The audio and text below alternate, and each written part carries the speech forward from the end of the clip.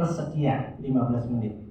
Lalu melaksanakan sholat sunnah 2 rakaat, maka keutamanya kahajin wa umrotin taman disebutkan oleh Rasulullah SAW. Bagaikan seperti ibadah haji dan umroh yang dilakukan dengan sempurna. Masa iya selama 12 hari kita nggak dapat itu? Betul nggak Bapak Ibu? Maka dilihatkan dari sekarang nih, amal ibadah apa yang prioritas selain tawaf dan sa'i. Baik, lanjut. Ini agenda perjalanannya. Saya biasa bawa 9 hari Bu. Jadi kalau 9 hari itu 2 hari PP, 3 hari di Madinah, 4 hari di Mekah. Pernah sekali 12 hari, Masya Allah memang rasanya luar biasa. 12 hari lain daripada 9 hari. Lebih nikmat. Kalau disimpulkan, ibadah umroh itu sebetulnya mudah. Karena umroh ini diawali dengan niat. Niat umroh atau haji itu dikenal dengan nama ihram. Apa itu niatnya? Ihram. Ya, ihram itu adalah niat. Yang kedua, nanti sampai di sana di Mekah tawaf mengelilingi Ka'bah. Setelah tawaf dilanjutkan dengan sa'i. Ya, Safa Marwah jalan 7 kali. Ya, bukan 7 kali balik, bukan ya, 7 kali. Safa Marwah 1, Marwah Safa 2, dan seterusnya, nanti ketemunya terakhir di Marwah. Yang ketiga, yang keempat adalah potong rambut, cukur. Niat atau ihram itu mengawali. Untuk ibadah umrah diawali dulu dengan niat. Seperti apa niatnya? Yang nanti teknis. Untuk menyelesaikan ibadah umrah, maka harus diakhiri dengan potong rambut. Ibarat orang sholat, Bapak Ibu, takbir pertama namanya apa? Takbiratul ihram, sama tuh. Mengakhiri sholat, maka diakhiri dengan salam. Salamnya orang umroh adalah potong rambut. Jadi kalau belum potong rambut, itu belum salam ibarat sholatnya. Bisa diterima? Ini rangkaiannya 2 jam kelar. Dilakukan secara tertib. Niatnya tawaf sa'i. Jangan dibalik. Melihat tawaf penuh, waduh saya mau sa'i dulu yang kosong. Nggak bisa. Jadi harus berurutan. Inilah rangkaian umroh yang kalau kita lakukan berapa jam tadi Bapak Ibu? 2 jam. Gampang apa gampang? Nah, gampang aja dulu masuk, jangan dibilang sulit. Kalau dibilang sulit sampai sono ya sulit terus. Mindset kita. Makanya begitu saya buka manasik umroh mudah. Seperti apa sih mudahnya? Yang penting masuk dulu gampang.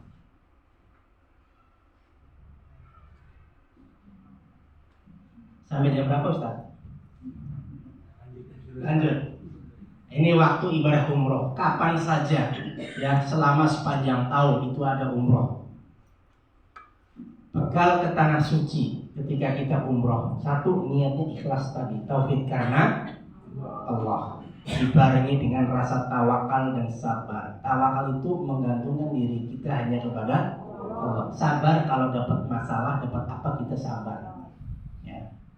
Ilmu manasik umroh ini penting untuk menghantarkan umroh kita mabrur, haji kita mabrur, harus dengan berdasarkan ilmu. Karena Nabi SAW bersabda, "Khudzu anni manasikakum." Ambillah cara-cara manasik dariku. Maka hari ini kita belajar dalam rangka apa? Menuntun Bapak Ibu sampai di sana insya Allah sesuai dengan ilmu tentang manasik umroh. Sifat ibadah umroh ini yang penting ya akan saya jelaskan, karena ini akan mengubah Bapak Ibu sampai di sana menjadi umroh yang hebat, menjadi umroh yang mandiri, menjadi umroh yang pinter. Sekembalinya dari sana, Bapak Ibu bisa menularkan ilmu manasik umrohnya. Oh ternyata umroh di sana gampang banget. Ini loh caranya. Kadang orang sudah haji, sudah umroh, yang diceritakan bukan manasiknya, ya, tapi pernak-pernik yang di sana yang diceritakan. Betul nggak Pak? Seharusnya manasik di sana itu yang diceritakan. Oh ternyata di sana umroh itu tawafnya begini loh, gitu loh. Sa'inya happy, enak, gitu loh. Ah gampang kok, bisa semuanya. Nenek-nenek aja di sana pada lari. Ya, orang buntung nggak punya kaki aja bisa tawaf, betul nggak? Ada orang buta bisa tawaf, orang nggak punya kaki bisa tawaf. Masa kita orang Indonesia berangkat lengkap sampai ke sana tawafnya cuma sekali? Ini yang kadang saya miris Bapak Ibu yang dirahmati Allah Subhanahu wa taala. Ya. Jadi sifat ibadah umroh yang pertama adalah bersifat personal. Apa itu personal? Dewek-dewek, bahasa kampung saya, ya. Sendiri-sendiri sebetulnya. Ya. Umroh itu sifat aslinya adalah personal, sendiri-sendiri. Kenapa kita berombongan? Kenapa kita ada grup? Karena kita belum pernah ke sana dan memang harus dengan cara grup, dengan cara rombongan. Tapi pas waktu tiba, waktu tawaf itu masing-masing sebetulnya. Ustadz mah iya paling depan, ya Ustadz paling depan, kita mah di belakang. Gak mungkin kita yang di depan Ustadz, betul nggak? Karena mutawif seorang Ustadz itu adalah pembimbing, maka beliau di posisi paling depan. Tapi pas mulai tawaf, Ustadznya mulai ngangkat tangan, Bismillahi Allahu Akbar. Ini berapa orang nih banyak nih? 40 orang, katakan ya. 45 orang, satu grup. Ustadznya satu paling depan. Apakah 45 orang ini sejajar dengan ustadznya? Tidak. Maka ketika Bismillahirrahmanirrahim tidak bisa sama-sama bareng. Bismillahirrahmanirrahim bareng, nggak bisa. Ini personal. Beda dengan ketika sholat.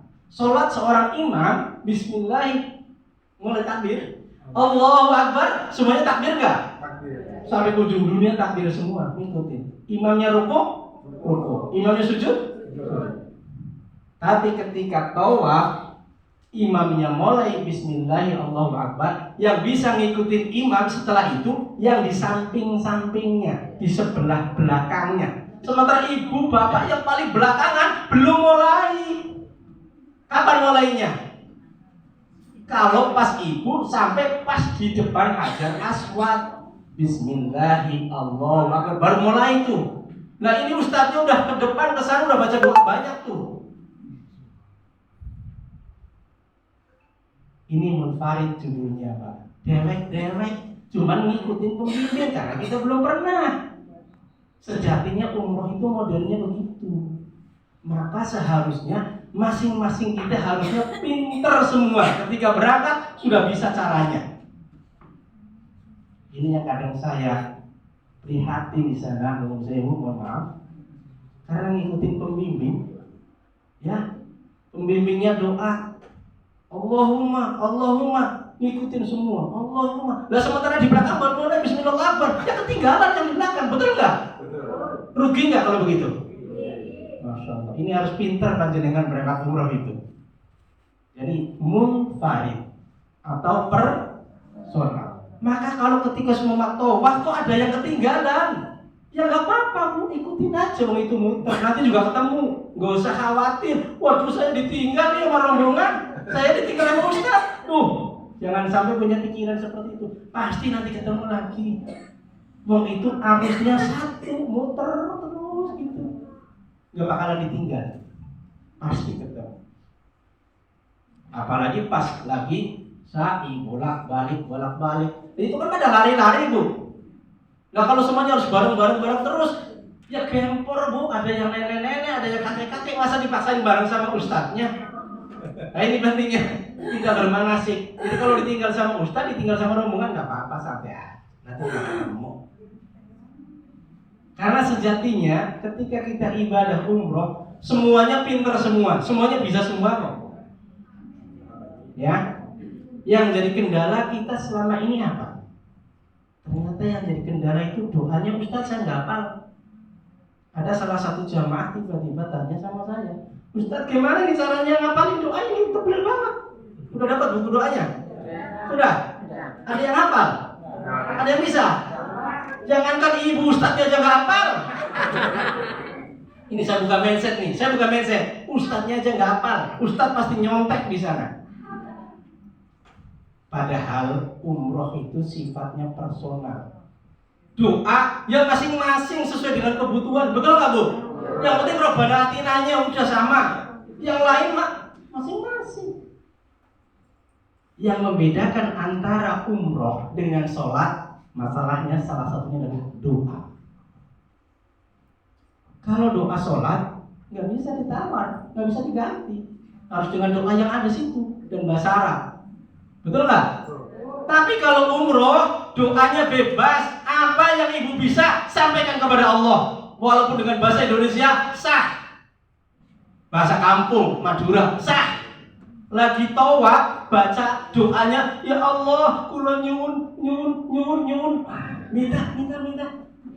Boleh, sah. Nah kalau kita ngikutin Ustaz, Allahumma ini, halaman berapa ya? Yang balik lah segala macam. Nah kita bayar mahal 25 juta kok ngikutin doa yang dibaca Ustaz. Rugi nggak Bapak Ibu? Ini mentalnya harus dibuka dulu. Blok mindsetnya. Semua orang bisa berumroh, mau bisa baca, mau tidak bisa baca, semuanya bisa. Karena tidak harus bahasa Arab dan tidak harus yang ada di buku. Kalaupun nggak dibaca juga nggak apa-apa. Nuhun saya kalau bimbing nggak pernah pakai buku karena jamaah saya udah pintar semua. Apa doanya? Ya masing-masing kebutuhannya. Gitu loh. Gampang nggak umroh? Nah ini nomor 1 ini. Ya, jadi ibadah umroh itu dewek cuman bergerombol karena belum pernah kesana. Nah, gitu. Nanti berangkat bareng, pulang pertamanya. Ya, setelah itu ya jangan bergerombol lagi. Ini kadang-kadang teman saya mau tawaf sunnah saja tergantung sama ustadznya. Nah, ustadznya nggak berangkat, saya jadi nggak berangkat. Ya rugi banget Bu. Itu ibadah yang tidak pernah terulang dan tidak ada di Indonesia yang namanya tawaf. 24 jam terbuka untuk jamaah untuk tawaf. Namanya tawaf sunnah. Kesempatan kita minta lagi sama Allah. Mungkin kemarin belum kabul. Waktu pertama datang, saya mau tawaf lagi. Berkelompok kecil dengan grup 1 kamar. Ini berangkat 1 kamar. Ya, gitu. Tipsnya supaya pulangnya gampang, nggak nyari-nyari sendal. Sendalnya dibawa kemana-mana Pak Bu. Di Masjidil Haram itu sendalnya dimasukin tas, masukin plastik dulu. Sehingga ketika pulang mau lewat pintu mana aja, ya nggak perlu nyari sendal saya di mana. Itu tipsnya. Dan jangan sampai kepikiran, aduh saya nanti kesasar ya. Nggak ada orang kesasar sekarang Pak, karena ada jam gadang gede banget. Ya jam gadang itu di depan hotel. Di depan masjid itu rojok gede banget. Nah itu bisa jadi petunjuk. Tadi kita berangkatnya lewat mana ya? Gangnya sebelah sini. Ya sebelah kanan jam gadang. Ya pulangnya sebelah situ lagi. Jangan lewat yang sebelah kiri. Gitu. Nggak ada orang kesasar sebenarnya Bu. Kalau mindset kita di sini juga benar. Yang kedua, sifat ibadah umroh lebih banyak kepada fisik. Karena tawaf itu lari, jalan. Sa'i juga jalan. Dan tidak hanya itu jalan ya Pak. Bapak Ibu dari hotel ke masjid selalu jalan. Masya Allah. Nah kalau dari sini kepikiran ya aduh nanti sampai saya nggak bisa jalan. Ngomongnya begitu dari sini modalnya begitu sampai sana benar nggak bisa jalan. Saya dapati Bapak Ibu. Ini jamaah ada yang muda, ada yang sepuh. Ternyata sampai di sana yang luar biasa tenaganya malah yang sepuh-sepuh. Pas lagi tawaf, temringil, tahu temringil? Lincah. Pas lagi sa'i, apalagi kita ditinggalin melulu, udah muncul aja duluan. Kenapa terjadi seperti ini? Yang sepuh malah justru yang kuat. Karena yang sepuh-sepuh itu hatinya nyantol betul, khusyuk sama Allah. Maka dituntun sama Allah.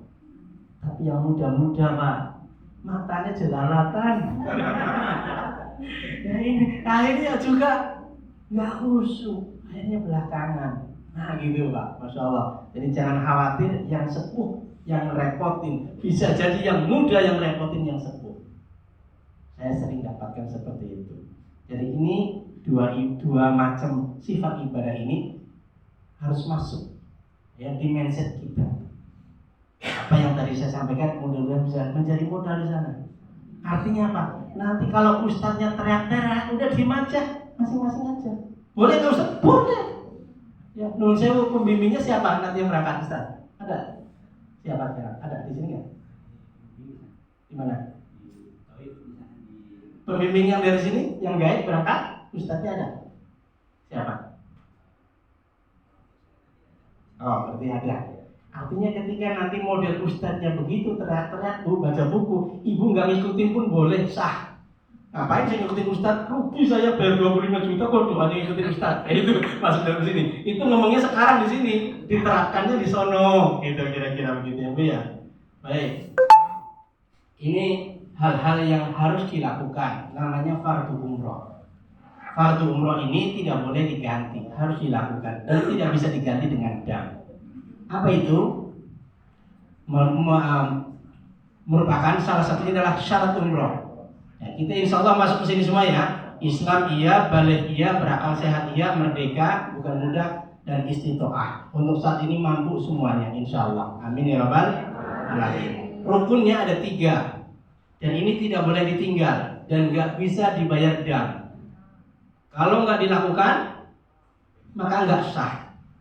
Ya, umrohnya batal. 1 niat ihram, yang kedua tawaf, yang ketiga sa'i. Sementara untuk cukur potong rambut, kalau kelupaan bisa diganti dengan dam, motong kambing. Karena masuk kategori wajib, bukan rukun. Nah, ini wajib. Amal ini juga harus dilakukan, jangan ditinggalkan. Tapi bila tertinggal karena ada satu hal yang lain, maka bisa bayar dam. Apa itu damnya? Motong seekor kambing, kurang lebih 400 rial sekarang mungkin ya. Pertama adalah ihram dari mikot. Niatnya namanya ihram tadi. Ihramnya sendiri adalah rukun, harus, nggak bisa ditinggal, nggak bisa ditawar. Tapi ketika ihram itu ada tempatnya. Kapan mulainya? Di mana? Nah ini berangkat nanti ke Madinah dulu ya. Jadi ibadah di Madinah dulu 5 hari. Nanti hari terakhir di Madinah, Bapak Ibu akan diberangkatkan dari hotel sudah dalam kondisi berpakaian ihram. Dan nanti akan mampir ke masjid namanya Masjid Bir Ali. Disitulah tempat ihramnya. Niatnya di situ. Persiapannya dari hotel sudah pakai. Gitu. Yang kedua wajib umrah adalah tahallul atau potong rambutnya. Dan yang ketiga adalah menjaga larangan-larangan ihram. Ini saya berangkat tahun 2013 kalau salah ya. Nah, sekarang pelaksanaan umroh Bapak Ibu.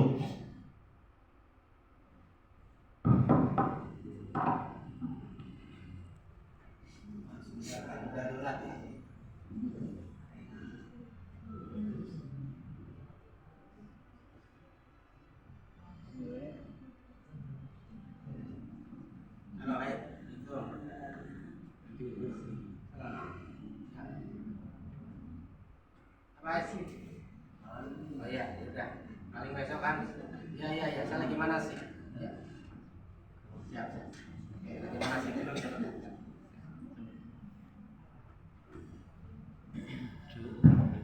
Tuh darurat Bu. Kenapa darurat? Nuwun sewu, mohon maaf. Saya ini tugasnya di Masjid Pondok Indah, salah satunya ngurusin jenazah.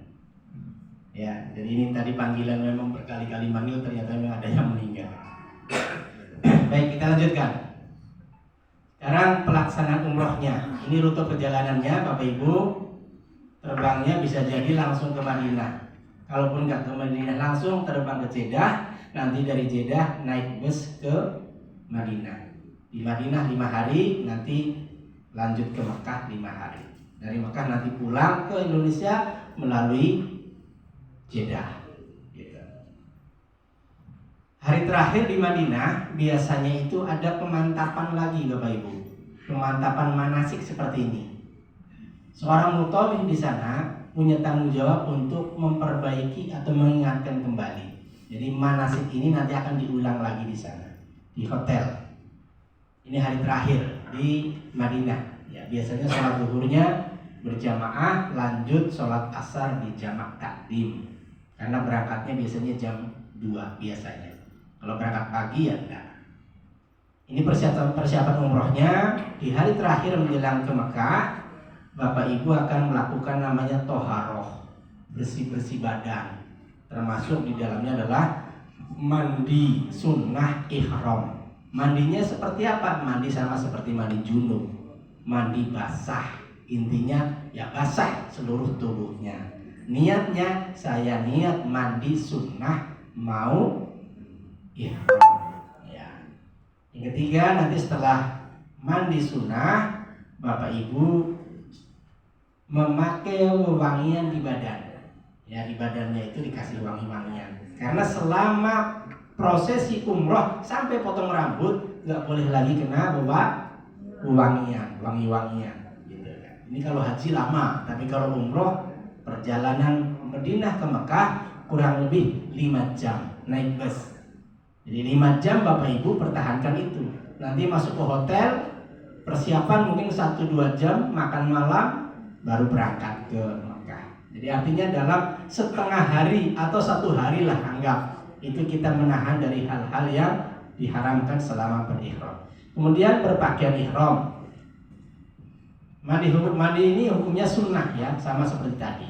Walaupun dalam kondisi haid tetap melaksanakan mandi sunnah ihram dan akan niat ihram ya, kalaupun ada yang berangkat sedang dalam kondisi haid. Ini tata cara mandinya sama seperti mandinya kita, mandi junub, nggak ada bedanya. Berpakaian ihram. Berpakaian ihram ini untuk laki-laki adalah pakaian 2 lembar tanpa pakaian yang lain. Ya, seperti celana dalam. Tidak, itu termasuk pakaian. Jadi pakaiannya 2 lembar dan tidak berjahit. Sementara wanita adalah memakai pakaian sehari-hari yang menutup aurat. Ya, sama seperti orang sholat, pakai mukena atau pakai kerudung bergoyang lebar panjang. Kecuali muka dan telapak tangan boleh dibuka. Kalau ini digambarkan seperti ini, pakaian ihram, ya, boleh memakai gesper, walaupun gespernya berjahit, karena ini tidak masuk pakaian, ini masuk aksesoris. Kemudian menutup pakaian yang bagian atas. Ini dipakai ketika Bapak Ibu berihram mulai dari hotel sampai ke Masjidil Haram. Pakaiannya seperti ini, nutup kanan kirinya. Pas mau tawaf baru dibuka bahu sebelah kanannya. Gitu. Jadi selama di bus ya ini buat menutup kedua pundak kita. Gitu. Ini pas lagi tawaf. Wanita sama seperti pakaian sehari-hari. Satu bagian tadi, bagi laki-laki tidak boleh menggunakan sepatu yang menutup tumit. Jadi maka biasanya pakai sendal. Ya, pakai sendal.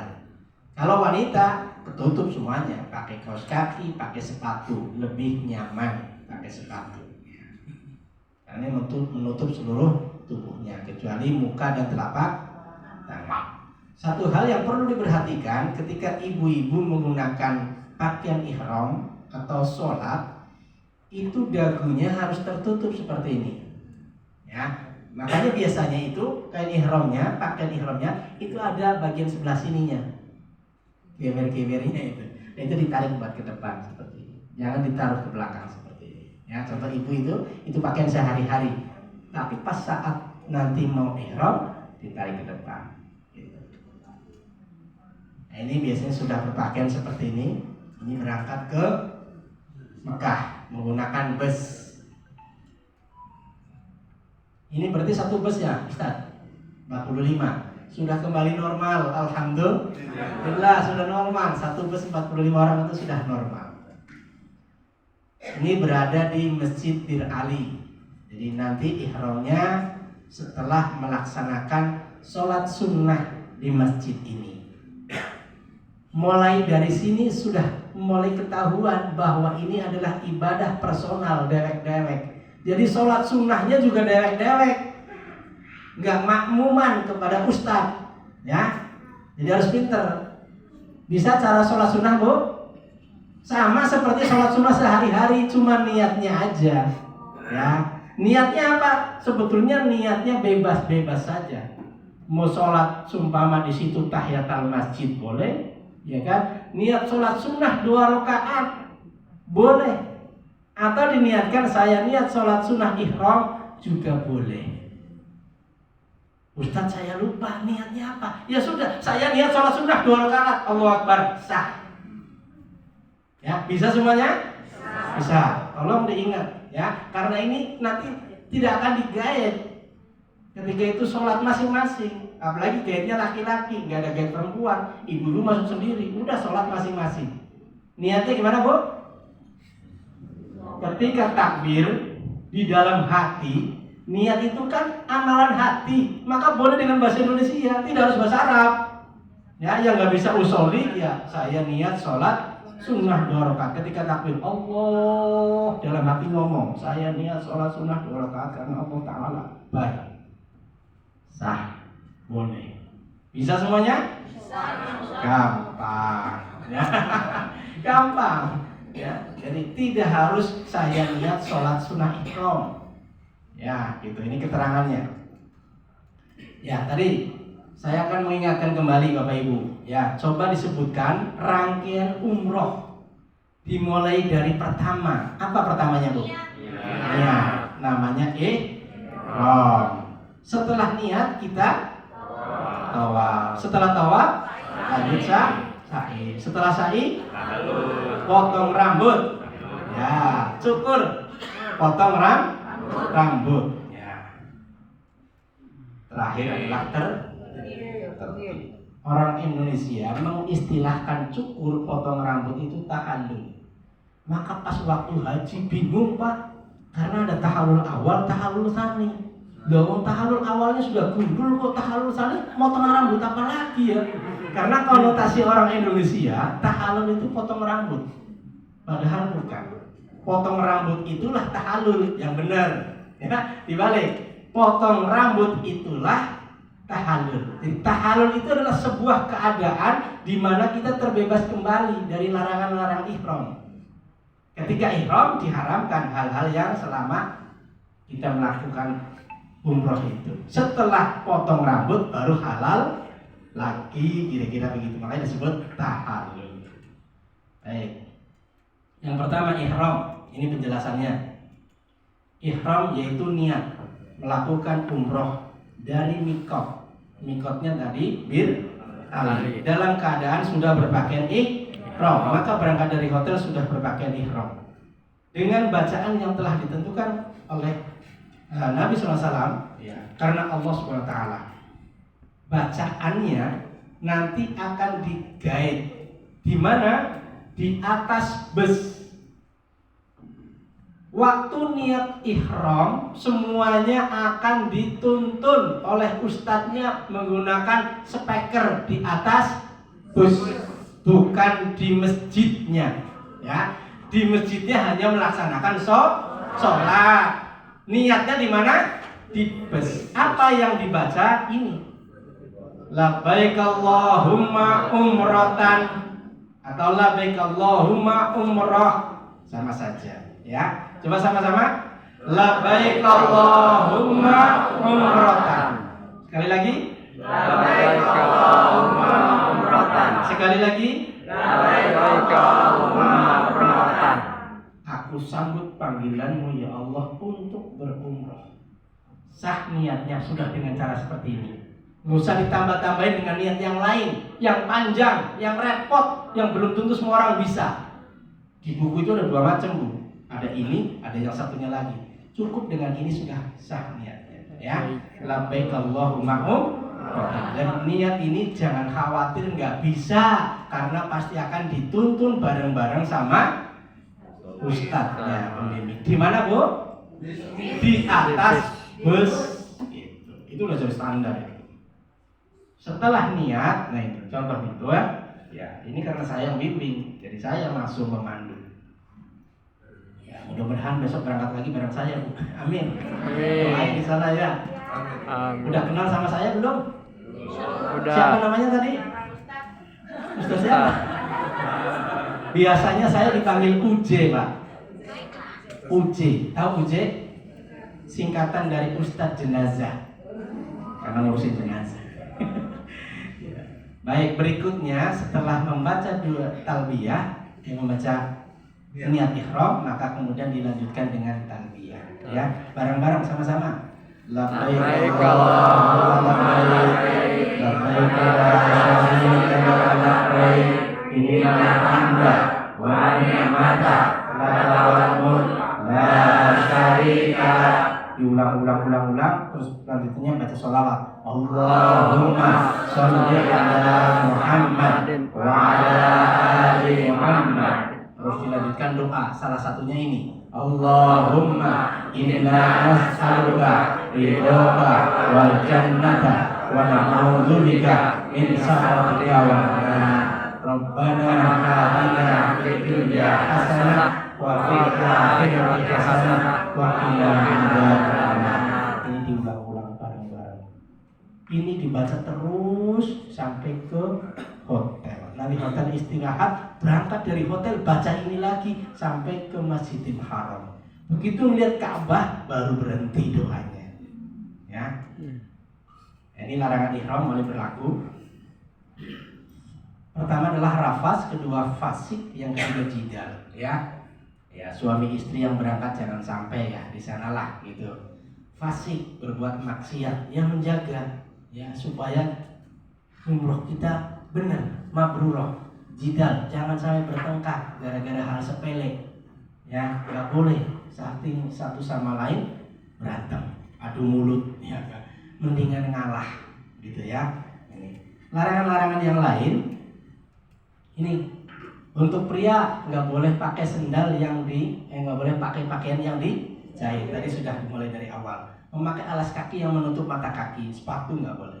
Sengaja menutup kepala sampai menyentuh rambut.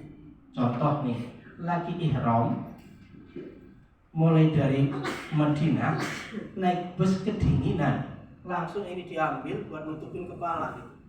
Nah itu nggak boleh itu, ya nggak boleh. Termasuk nutup pakai peci putih itu, ya banyak kan? Kalau di sana langsung dipakai buat nutupin dingin, nggak boleh itu, ya dihindarin selama berihram. Gitu.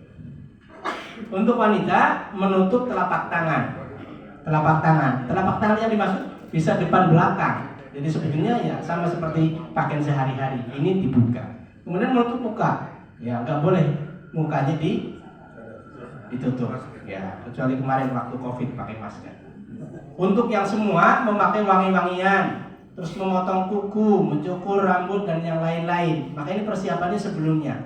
Ya termasuk menikah atau menikahkan pasangan ihram. Bertengkar, bercumbu, bersetubuh. Ya, dan memburu binatang buruan, memotong atau mencabut pepohonan di tanah haram.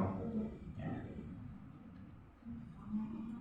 Ini sanksi pelanggarannya, Bu, Bapak Ibu. Sanksi pelanggarannya itu ada 3 pilihan. Bisa menyembelih seekor kambing, atau puasa 3 hari di sana, atau bersedekah 3 sok kurma setara dengan 7,5 kilo. Ini pilihan kalau kita melakukan hal-hal yang dilarang oleh Allah. Bila yang dilarang bersetubuh saat itu, ya semua mau tiba-tiba sampai hotel karena enak, langsung gitu. Ini berdosa, ya dan harus bertobat. Ihramnya rusak, wajib mengulang dari mikotnya lagi, kemudian menyembelih seekor kambing. Apalagi ini dilakukan kalau pas orang haji, ribet banget. Nah ini kalau nggak sempet nyampe di sana, terjadi sumpama sakit yang lain-lain, terhalang nggak bisa lanjut umroh, maka langsung potong kambing, kemudian potong rambut. Jadi tidak menyelesaikan umrohnya. Mudah-mudahan semuanya sehat walafiat. Ini udah maghrib. Ini perjalanan ke Mekah ya, Bapak Ibu 5 jam. Dari sampai kita di hotel, ya. Nanti masuk ke hotel.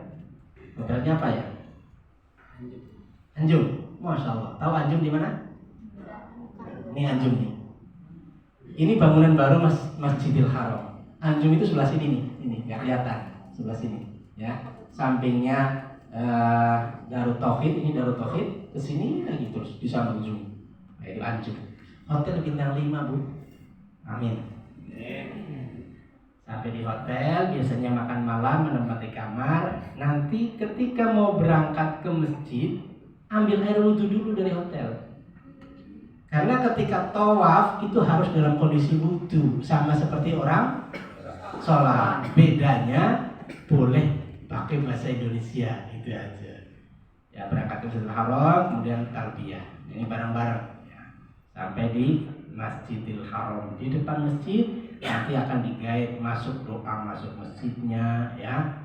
Nah, ini bangunan sekarang sudah seperti ini Bu. Nanti posisi ibu jalannya itu dari sana tuh, ya.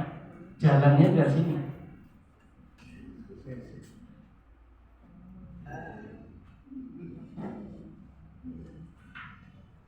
Oh ya.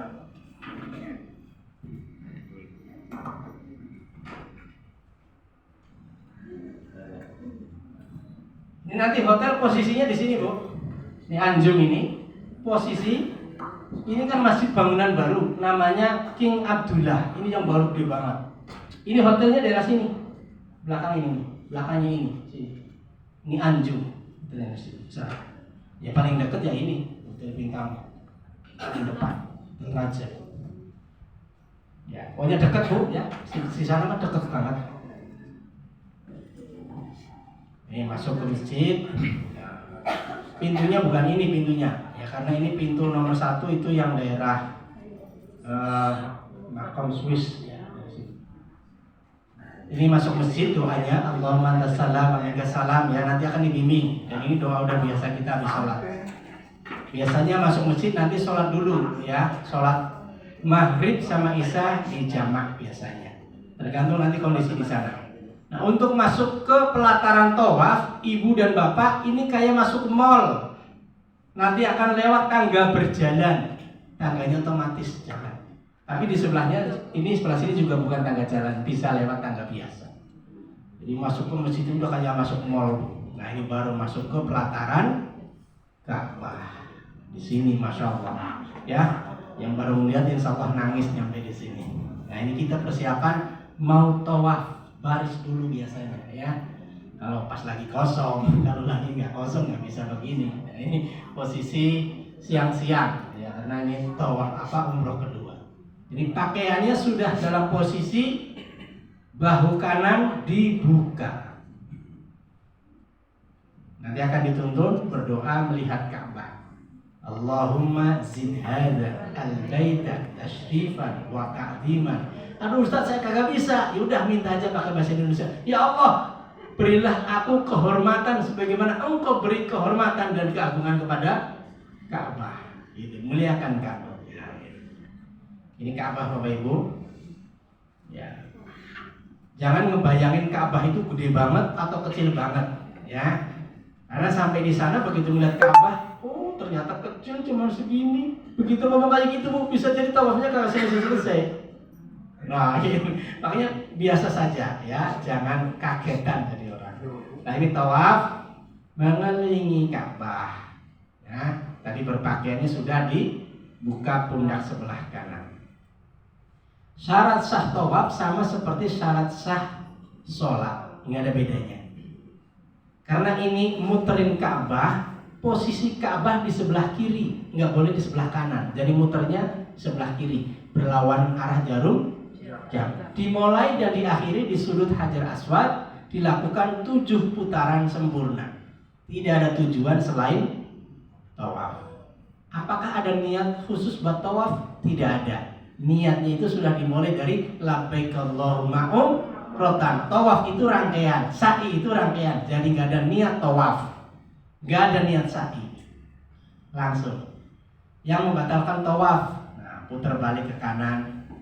Pas lagi tawaf, bapak ibu ngeliat Ka'bah, histeris pengen megang-megang Ka'bah, batal tawafnya. Maka hindari ketika tawaf, jangan sampai nyentuh Ka'bah, cium-cium Ka'bah, batal itu tawafnya. Makanya harus ngikutin Ustadznya kemarin muter terus ikut terus tuh di belakang, bebek, bahasa gitunya bebek, ya. Jangan kemudian keluar dari rombongan masuk ke Hijri Ismail, batal tawafnya. Apalagi ini pertama kali datang itu umroh wajib, tawafnya tawaf wajib, ngikutin. Pokoknya apa kata Ustadz ikutin. Kecuali doanya tadi jangan ikutin. Gitu. Berkata-kata kotor, berbuat maksiat, bertengkar. Yang dibolehkan, boleh berkata-kata yang baik. Berapa ini ya? Tawaf ya? Baru 4 atau 5 ya? Ngomong kayak gitu nggak batal. Beda sama sholat. Allahu Akbar. Bener-bener batal dari awal lagi gitu loh. Nah ini tawaf enggak. Jadi ngomong boleh ya. Boleh diselingi dengan sholat berjamaah. Pas lagi sholat berjamaah kok adzan qomat ya, berhenti dulu. Nanti dilanjutkan. Boleh menggunakan kursi bagi yang tidak. Batal wudhu ya harus wudhu lagi. Karena syaratnya harus dalam kondisi suci. Nah ini gambaran Ka'bah Bapak Ibu. Masya Allah. Ya. Lihat. Oh. Itu Hajar Aswad. Ya. Lihat gambarnya, itu Hajar Aswad. Ya ini. Ini makom Ibrahim. Makom Ibrahim itu bekas telapak kaki Nabi Ibrahim ada di situ. Jadi makom itu bukan makam, kuburan bukan, tapi ini tempat pijakan telapak kaki Nabi Ibrahim. Rukun pertama namanya Hajar Aswad, rukun terakhir namanya rukun Yamani. Itu kita hafalin itu aja, pojok pertama, pojok terakhir. Pojok kedua, ketiga nggak usah dihafalin, nggak apa-apa, nggak penting. Ya karena di sini ada namanya itu bangunan setengah lingkaran, itu namanya Hijri Ismail. Biasanya ini yang terakhir, mudah-mudahan pojokan Hajar Aswad yang ada Hajar Aswadnya, ini ornamennya begini Bu, ada ornamennya di pojokan. Sementara yang lain nggak ada ornamen, kecuali di rukun Yamani ornamennya lurus. Ini tawaf harus sempurna 7 putaran. Sunnahnya 3 putaran pertama lari-lari, tapi tidak mungkin ya karena banyak jamaah. Putaran keempat berikutnya berjalan biasa. Memulai tawaf dengan menghadap Hajar Aswad. Ya, coba sekarang berdiri semua menghadap ke Hajar Aswad. Ini Hajar Aswadnya. Ya, Hajar Aswad. Jadi ketika tawaf dimulainya dari pojokan ini Bu. Nah, pojokan ini itu bisa dimulainya searah seperti ini nih. Nih. Ini pojokannya L ke sini. Itu sudah masuk pojokan, bukan lurus di sini bukan. Ini ke sini, ke sana itu pojokan. Jadi kalaupun di belakang Ustadz itu sudah bisa mulai, tidak harus sejajar dengan garis yang ada. Karena garis coklatnya sekarang sudah hilang. Ya. Kita mulai dari sini ya Bu ya. Nabi SAW mengajarkan ketika tawaf, datengin Hajar Aswad, dicium. Bismillahi Allahu Akbar. Kira-kira kita bisa nggak seperti itu? Nggak bisa. Udah jawabannya nggak bisa. Ya, karena banyak orang, 45 orang belum di sana, ratusan. Jawabannya nggak bisa. Itu Nabi dulu ketika belum banyak orang. Begitu mulai banyak orang, para sahabat, Nabi mengajarkannya dipegang Hajar Aswadnya, Bismillahirrahmanirrahim, kemudian dicium. Kira-kira bisa nggak? Nggak bisa jawabannya. Loh saya udah bolak-balik ke sana, nggak bisa jawabannya. Nah gitu. Ya kalau cuma 45 orang mah bisa Bu. Ini 45 orang, apalagi di sana banyak kan. Itu cara kedua ya. Sekarang cara ketiga. Nabi karena sudah mulai banyak orang pakai tongkat. Bismillahirrahmanirrahim, tongkatnya dicium. Kira-kira kita bisa nggak seperti itu? Nggak bisa jawabannya. Oh besok saya Ustadz mau pakai HP, nggak nyampe. Ya, apalagi kemarin Ka'bah itu ditutup sama sekali nggak bisa. Maka ketiga cara itu nggak ada yang mampu, nggak ada yang bisa. Maka Nabi mengajarkan cara keempat. Apa cara keempat? Jauh dari jarak jauh. Bismillahi Allahu Akbar. Selesai. Ya. Bismillahi Allahu Akbar. Kok nggak Ustaz nggak cium? Dicium itu kalau dipegang atau pakai tongkat dicium. Dari jarak jauh, Bismillahi Allahu Akbar, selesai. Kalau melihat orang lain pada cium, ya biarin orang lain, gitu kan? Ya, saya ngajarnya begitu Bu. Bismillahirrahmanirrahim, Allahu Akbar. Ya, karena cara-cara tawaf itu seperti itu ini. Jadi cukup menghadap ke Ka'bah, istilah namanya Bismillahirrahmanirrahim, Allahu Akbar. Sudah. Sama seperti kita takbir. Cuman kalau takbir itu dua tangan, kalau ini satu tangan. Ya. Itu cara memulainya. Ini cara mulainya dari sini. Biasanya di sebelah sana ada lampu hijau. Nah, seperti ini. Ya. Kalau buat laki-laki sama seperti sholat. Boleh sejajar dengan ini atau boleh segini juga boleh. Jangan ketinggian. Ya. Sama seperti sholat. Sementara buat ibu-ibu sedada, Bu. Segini, Bu, ya. Jangan segini, ibu-ibu. Ini laki-laki. Sejajar ini. Coba mulai. Ibu-ibu segini. Bapak-bapak segini. Mulai semuanya. Bismillahirrahmanirrahim, Allahu Akbar. Ustaz, kemarin saya diajarin sama Ustaz cium yang monggo. Kalau saya enggak. Ya, karena dicium kalau saya megang, baru dicium. Ya. Jadi dicium kalau megang. Ini perempuan. Bismillahirrahmanirrahim. Ini foto istri saya itu. Setelah memulai Bismillahirrahmanirrahim, Allahu Akbar. Coba sama-sama lagi. Bismillahirrahmanirrahim, Allahu Akbar. Satu kali, nggak ada pengulangan dan harus yakin bahwa itu mulainya. Nggak Bismillahirrahmanirrahim, Bismillahirrahmanirrahim, Bismillahirrahmanirrahim. Itu orang was-was. Ya, takbir kan satu kali ya, sama. Mulai juga Bismillahirrahmanirrahim. Maka di sana harus benar-benar menyiapkan mulai ini.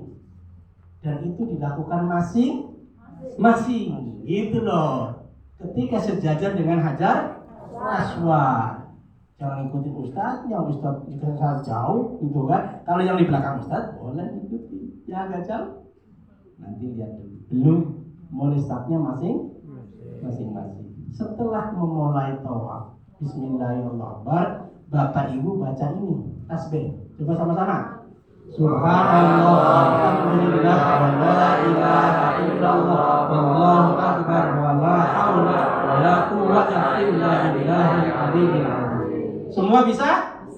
Maka jangan tergantung dengan Ustaz. Bisa semuanya? Saya pastikan bisa. Selebihnya silahkan mau baca sholawat, baca Al-Quran, baca doa dengan bahasa kita sah. Sampai mana? Sampai rukun yamani yang nanti kita akan sama-sama berdoa, Rabbana atina fid dunya hasanah wa fil akhirati hasanah wa qina adzabannar. Saya dapati banyak orang baca doa begini, Bu, kesandung-sandung, Bu. Jatuh bukunya. Ya. Sampai di sudut Yamani, Nabi itu memegangnya dan mengucapkan Bismillahirrahmanirrahim, Allahu Akbar. Kalau nggak bisa, ya sudah lewat-lewat saja. Karena kita nggak mungkin ke situ megang. Jadi kita lewat tanpa begini. Ini namanya rukun Yamani. Tandanya, ornamennya lengkap tuh, garisnya lengkap. Di sini bolong juga. Ini bukan Hajar Aswad. Ini pojokan keempat, namanya rukun Yamani. Pojok yang arah ke negeri Yaman. Kelihatannya seperti ini. Nah, sampai di sini kita nggak begini, Bu. Bismillahirrahmanirrahim enggak, karena Bismillahirrahmanirrahim kalau nempel. Kita dari jarak jauh enggak ada begini, itu hanya untuk di Hajar Aswad. Mulai dari sini ibu baca doa sapu jaga. Coba sama-sama.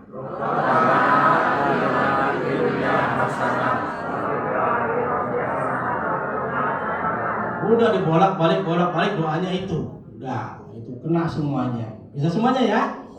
Bisa? Nah, ini boleh ngikutin Ustaz, bahkan boleh ngikutin orang lain, kok sama semuanya. Ketemu seorang Turki, ya Rabbana atina. Ya, ketemu orang Belanda, ya Rabbana atina. Ketemu orang kulit hitam Pak, lain Rabbana atino. Begitu. Jangan ketawa, Bu, di sana dialeknya ada yang beda. Setiap kali sampai di sudut Hajar Aswad, ini berarti kita baru satu putaran. Ya. Berapa kali kita akan memutar? Setiap kali sampai di Hajar Aswad, kita akan melambaikan tangan lagi. Tapi yang diucapkan bukan Bismillah, cukup Allahu Akbar. Allahu Akbar satu kali sambil mengangkat tangan.